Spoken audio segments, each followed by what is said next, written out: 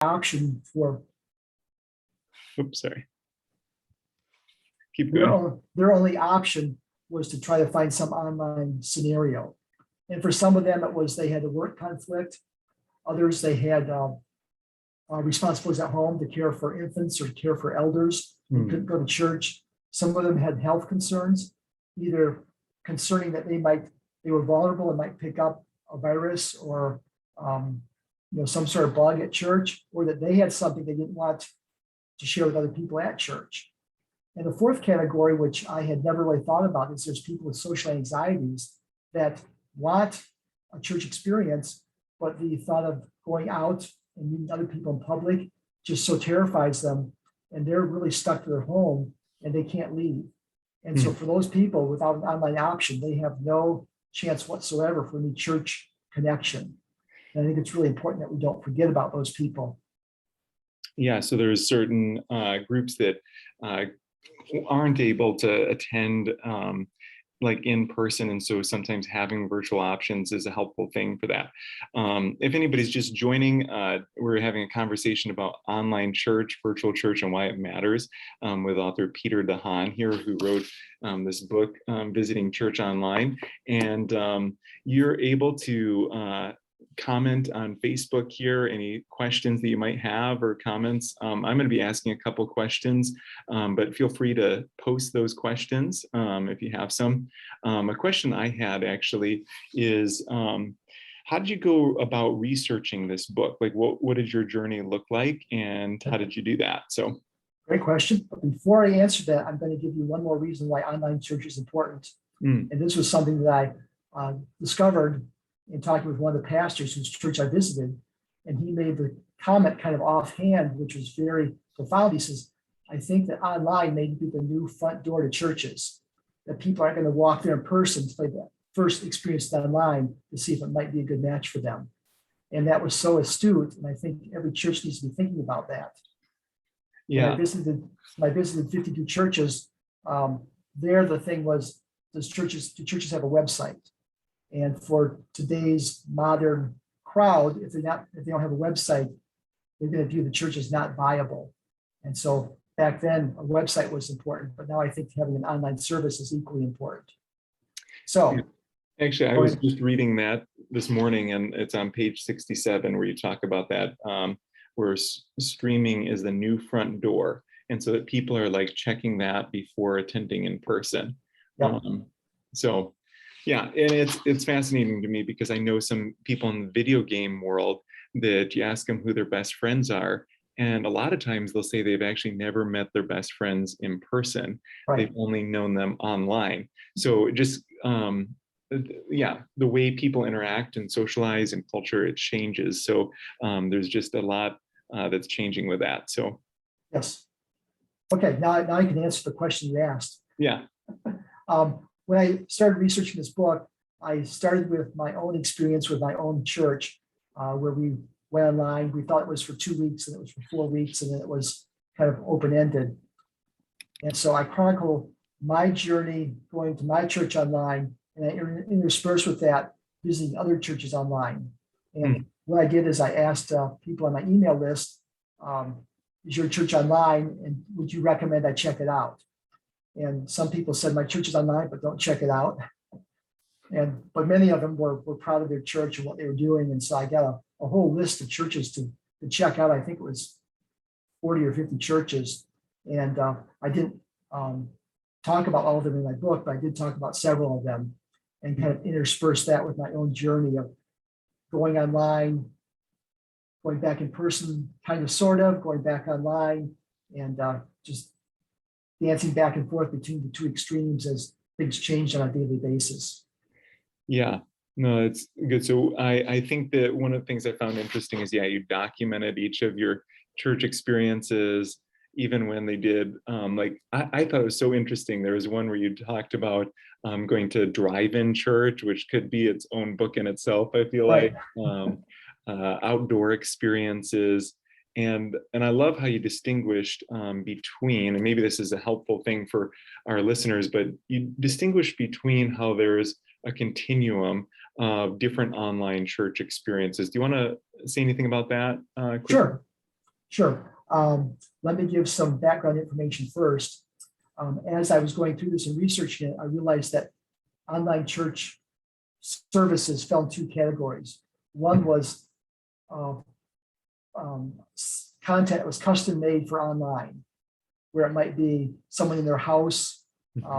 Maybe there's a one church, one service was the pastor was down in his basement and it was really dim. And he used that as an object lesson to talk about his message. Another time he was on his treadmill. And so those are things that you can't easily do in person, but they work really well online. And for those informal interactions, it reminded me of a YouTuber where they're just in front of the screen and the edits may not always be smooth as they cut parts out and edit and everything, but you don't care about that. You care about connecting with them and hearing what they have to say. And the other type of service was where they try to replicate what happens in person, either through a live stream or through faking it. There were some services where everything on stage was normal, but wasn't a single person in the auditorium. And then there were some where they would put together different segments. They would do the worship segment, the announcement segment, the message segment, the wrap-up segment, and then they would splice them all together. And for all of those existed on a continuum. We're at the very basic level.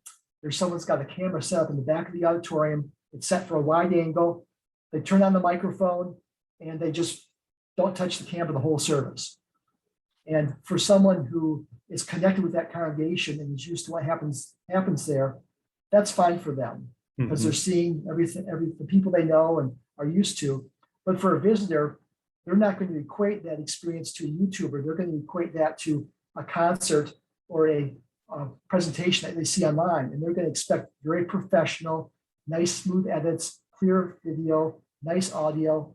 And so a lot of our online church experiences are going to fall short of that. And people are going to judge the church negatively, either rightly or wrongly. They're going to judge the church negatively because of that. And so then you go, okay, now you have two cameras. You might have a camera operator that can zoom and pan and all these things. And it just keeps getting more and more complex and requires more and more people to make it all work. And at the very extreme are the churches that have been doing streaming for years, and they have it down to a very professional production that would rival anything you would see online produced by a major network. Exactly. Yeah. Like some that are just high production quality, very fancy with their camera angles. The sound quality is really good. And I think that when people were navigating this, there was, you're right, like sometimes it was just more for the people that already came. And so like less production quality, less formal.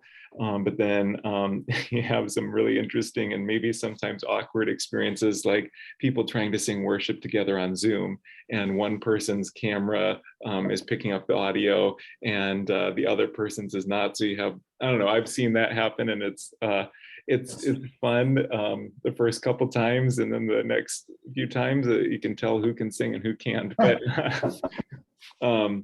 yeah, no. As for me, I'd be mouthing the words because I can't sing. I think that another like question in that though with the continuum is there is online church, which like sometimes it's like pre-recorded, or like college classes, sometimes they have all their sessions pre-recorded versus sometimes they have what they'd call real-time virtual. So you're like attending it and your camera's on and you're engaged in the class versus just listening to all the lectures ahead of time. So yeah, that's good.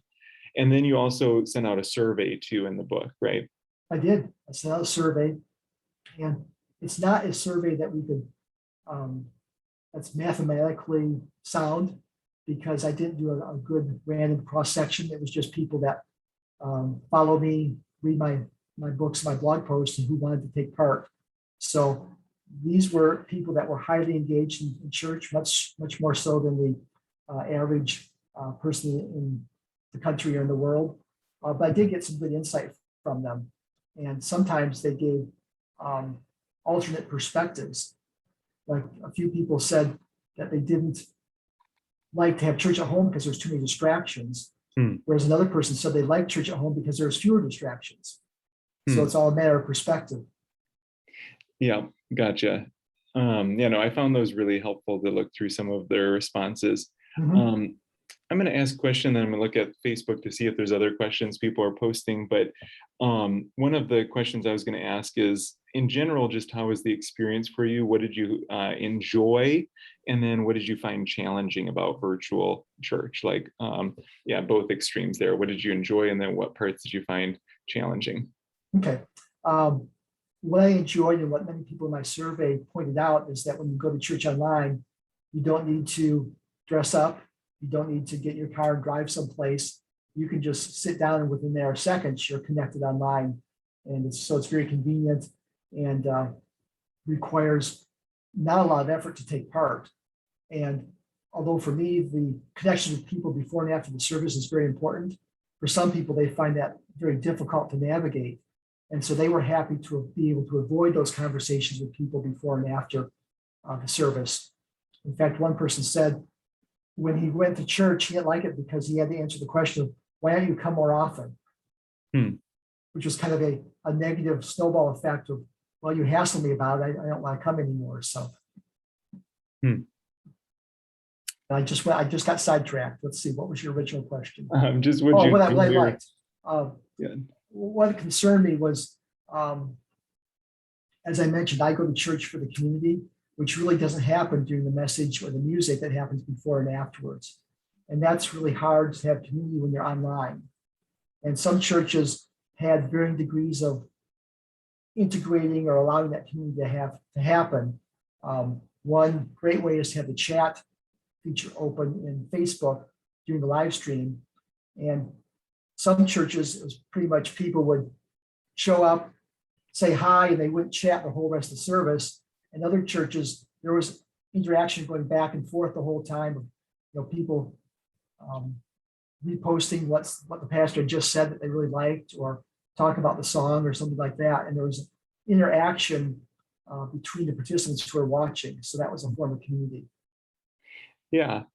Yeah, I like that. So interaction, would you say that you feel like in order for it to count as church per se, would it need interaction? Or I see one of the questions here is like, could we just reduce the gospel to just TikTok snippets or TED Talks? So like, I guess the question would be, can it just be something pre-recorded that we're listening to? Or is it demand interaction? Great question. On the basic level, it could be pre-recorded that we just absorb passively. But I think to really get the benefit of it, there has to be a way to interact in some form. And obviously that interaction is easier when you're in person. It's easier when you're in person, not wearing masks. Masks do hamper effective communication. But online, if you're just going there to watch the service and you're not interacting with anyone, it's kind of like your friend at college who said, well, I've watched a service online, I've listened to worship music online, do I need to go to church? And he had checked off the two commonly thought boxes, but the third box is community. So that's why I would say you need to go to church, is for that community. For the community piece, yeah. Yes. I think one other thing I'm just curious about when we get kind of to that is like, should church, I think of when we think of everybody jumping onto technology and watching church online, it reminds me of that quote in Jurassic Park where Dr. Malcolm, played by I think it's Jeff Goldblum, he's the chaotician, and he says, your scientists were so focused on what they could do that they never stopped to ask, should they do this, right? I might be saying it a little bit off, but I guess the question would be like, kind of getting to that, if it demands interaction, like can it be just online? Is that church? And I think even in some of the most recent, if anybody's been watching The Rise and Fall of Mars Hill, some of the episodes in there are kind of asking some of that questions. And there's an interview in there that they mention that has James McDonald, Mark Driscoll, and another pastor, and they're all talking about this discussion about whether or not church can be satellite campuses. And they talk about how Mars Hill had like 11 satellite campuses or something like that. And the other pastor mentions that the Greek word ekklesia means gathering, or assembly. So I guess, like, just curious what your thoughts are on that. Like, does it have to be in person, or like, yeah, is virtual like fit that definition of assembly or gathering? Yeah, I think that to get the most benefit from it, there has to be a way to interact. And usually that is in person, but it can be online. One of the churches that we visited online, at the end of the service, they had communion. They said, if you're part of our gathering, go to your area's Facebook page. So they had divided their church into different segments or areas, and each one had their own Facebook page. So they would go there to the Facebook page and have communion together with those people in the group. And then for everyone that wasn't associated with one of these Facebook pages, could stay in with the main feed and have communion with those folks. So that was a way of interaction. The application of technology, and can we do it and should we do it? That's a very interesting thing. I've seen that sometimes in in-person services. And I'm wondering, do you really need a smoke machine during the worship set to maximize our ability to worship? And I think that, in my opinion, that's an idea of something we can do, but probably shouldn't do. And I apologize for everyone who I just offended who runs a smoke machine at their church, but there are a lot of things in that same area where we can do it, but should we do it? And the thing about technology is it allows us to scale quickly and massively. And so when there is a failure, such as what you talked about for Mars Hill, and I should point out that this is not Mars Hill in Grand Rapids, Michigan. This is Mars Hill in Seattle, Washington, that is no more. But their scaling using technology just allowed their failure to be much more widespread, much more felt. So with technology, I'll butcher this quote, but with power comes responsibility or something.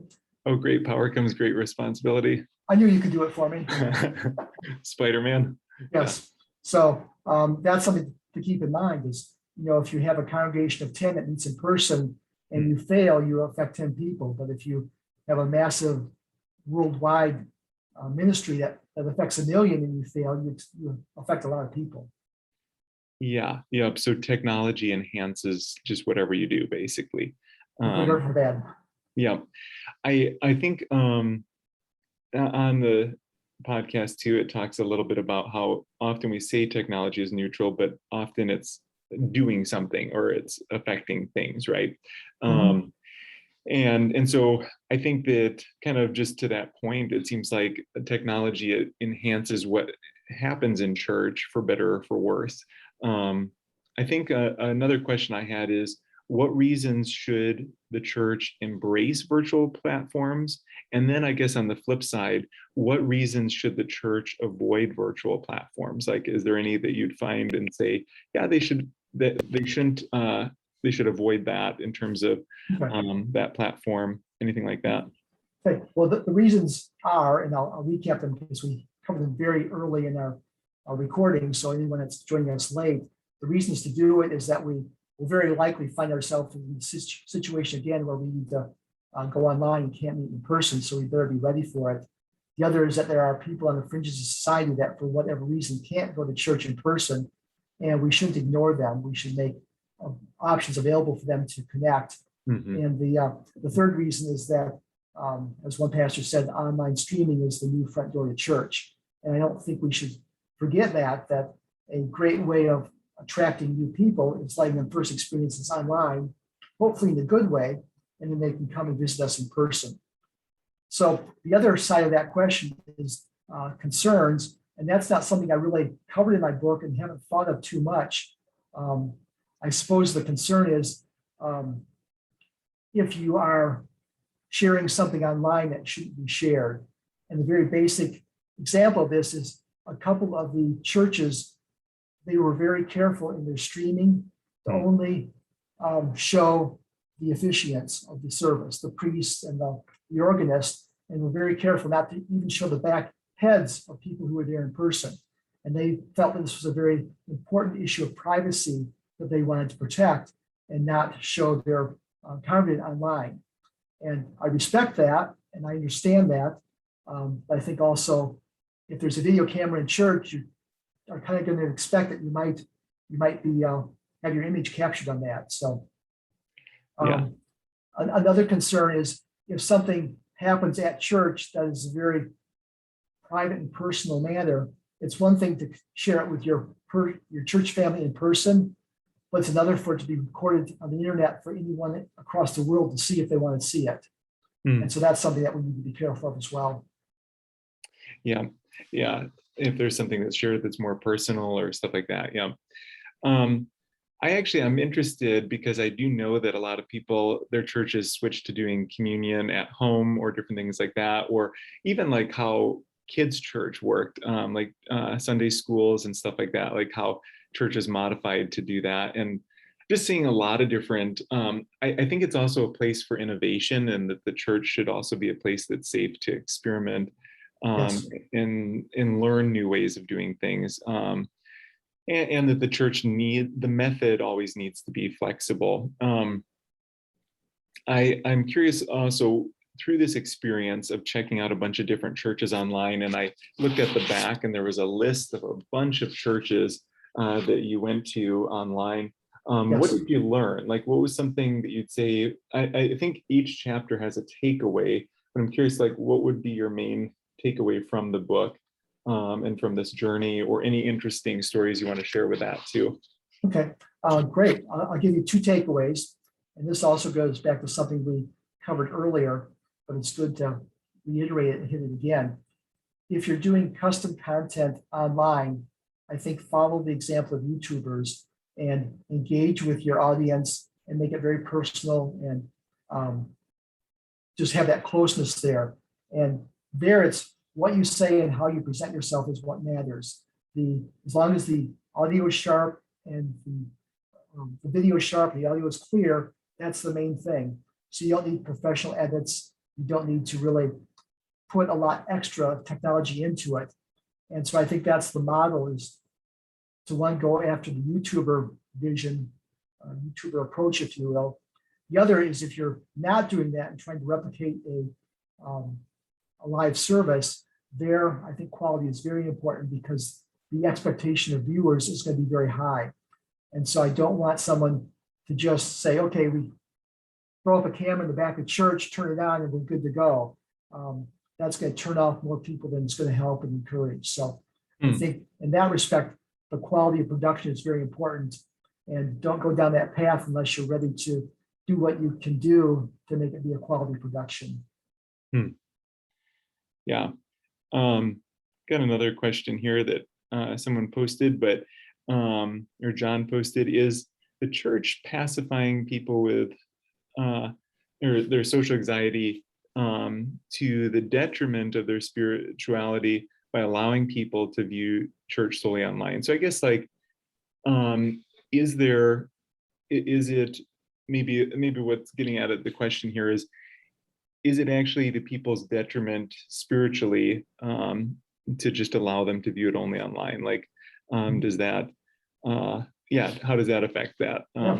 Great question, John. Thanks for asking it. There is a very real concern there. And I think that's something that each person needs to answer themselves, not each church, but each person. And I am an introvert by nature, but yet over the years, I have conditioned myself, trained myself to go to church, do my best in my introverted way to interact with people. But then after not going in person for over a year, it was very hard for me to go back. And I wasn't used to talking to people. I had forgotten how to do it, because everything I had done was online or done solo. And so there are people that, like me, that would probably very easily retreat to online. And those people need to ask themselves, is this what's good for me? And they probably need to push themselves to interact with people in person and not resort to online. But there are other people with very deep social issues that it would just be impossible for them to do it. They just physically could not make themselves get in the car and drive to church. And for them, they're probably in counseling, they're probably on medications to deal with it, which are only partially effective.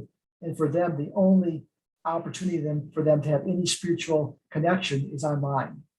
And so to make a blanket statement from a church perspective, this is good, this is bad, I think that's the wrong question. I think we need to encourage each person to ask themselves, what's best for me in the long term? Don't take the easy way out, but take what's best for you. Yeah, great. And I think I heard a quote by Dietrich Bonhoeffer where he says, whoever can't be in community should beware of being alone. And whoever can't be alone should beware of being in community, because they tend to use the opposite wrong. And so like myself being an extrovert, sometimes I can, overuse church or use it maybe in the wrong ways.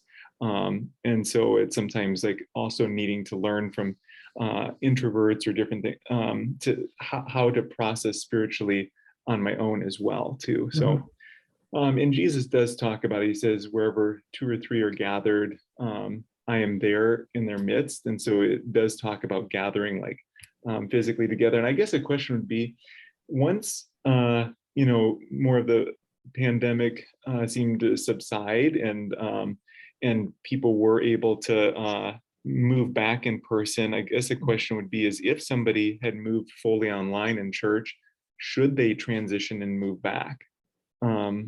Or is it okay to remain virtual? I think that's, again, another question that each person should ask individually. People have varying degrees of comfort level being in person. Some are still being extremely cautious, and I respect that. And they don't feel it's safe for them physically to go back to church. Whereas other people are very free to integrate back in, to try to reconnect with society as they once did. And for those people that are, they've gone back to they're going back to restaurants, they're shopping in person, they're going to movie theaters, and for them to stay home for church, that's probably a cop-out for them because they're engaging in society in other ways. So they should probably engage in society in church online, or not online, but in person as well. So I think that's, each person needs to ask themselves, when is the right time to go back? And then not take the easy way out and just say, oh, it's just so easy to walk into the living room on Sunday morning and sit in my recliner and turn the TV on. That's not the right answer. Yeah. And I think that one of the things with this is the church always is going to have to engage new advances in technology and decide how they're going to still follow Jesus in the midst of that and how to do community well. I was thinking and heard somebody mention recently about the printing press when that came out and the Bible was mass produced. Were people thinking, oh no, the Bible, you can read it on your own now, you don't need to read it at a church or hear it read to you. And so that was an advance in technology. And I think we've learned how to work with that. And so we need to learn how to work with a variety of advances in technology. I think one of the things that's helpful is not viewing online content as a substitute for church. So like if you listen to Matt Chandler's sermons, one of the things he does online is he always says, thanks for listening. We appreciate you, tuning in and hope this is a helpful resource. But he always gives this caveat and says, but we don't ever want this to take the place of the local church. And so I just think that's a really helpful thing. And sometimes listening to these pastors in other parts of the country or parts of the world, it's helpful to hear what they're talking about. But really, we also need the gospel preached into our local context and what we're doing there. So any last comments or stories that you wanted to share on the book? Yes, thanks for asking. Something did come to mind. One thing is that when you're watching online, you can choose to be completely passive, which is easy to do, or you can try to engage in service, which is harder to do. But to engage, when they're singing, you sing along. Yeah. And if the Holy Spirit says, raise your arms and worship, even though you're by yourself or maybe with one other person, you still do it because that's what the Holy Spirit tells you to do. And that helps, even though you're still at a distance, it helps you connect and feel more in tune with what's going on there. Whereas if you're just, for example, when you watch a football game, you just don't sit there like this, regardless of what happens. when there's a good play, you're fist pumping and you're cheering and you might even stand up and jump up and down. Have that same attitude for church, engage physically with it and participate. Yeah, I'd agree with that. Like it kind of feels awkward at first if you're by yourself or with just a couple people to stand and do worship, but Right.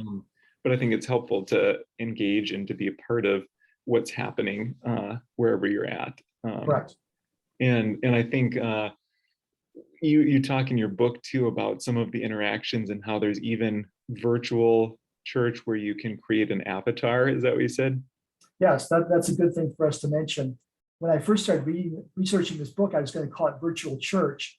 And then went down this rabbit hole and I discovered there's virtual reality church. And it's been around for 4 or 5 years. And I do have a chapter about virtual reality church, which is very interesting, but I didn't go there in person and I didn't have any experiences that I documented in my book. But it was very interesting because the founders of this church didn't set out to make a virtual reality church. It's kind of where God led them. And one of their initial concerns was people would make their avatar to go to church in virtual reality. And they were afraid that people would, behind this persona of an avatar, could be a false them that we hear about online all the time, where a man posing to be a woman or vice versa, or an adult as a child or whatever. And to their amazement, they found out just the opposite was happening. That when people had this level of protection of an avatar, they were very quick to be honest and open to complete strangers. Whereas in person, we would be very guarded.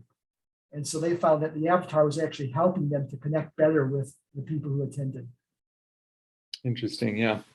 I think another big part of this whole conversation is that often when we're just solely online, though, if we're not engaging, like you're saying, like if we're just passively intaking the service and we're not engaging and we're not interacting, and I would say, from my perspective, in person would probably be the preferred. But if we're not doing that, then there's also a lot of increase in loneliness and isolation, and which can be connected to different mental health things. And so I think just being physically present it's helpful. And I think to your point though too, like if it's online, making sure to engage Right. and be interactive with it. So yeah. And there were times during the pandemic where, depending on the rules for that week, you could have 5 people at your house or 10 people at your house. So you could invite your neighbors over or invite your extended family over to worship with you remotely from your house. And so we did that whenever it was permitted to do so. But sometimes we were told you can't have anyone at your house except the people who actually live there. So, and then it can get lonely with just your family. Yeah. Yeah. All right. Well, thank you so much for this. Again, thanks for this conversation. Again, this is Visiting Online Church by Peter DeHaan. The website is posted in the general post about this, and I'll post it again so you have that. But hope you enjoyed this conversation. Thanks for those who commented, and thanks for interacting with us. And thank you, Gabe, for making this all happen. Yeah, thanks, Peter. All right. Have a good day. Bye.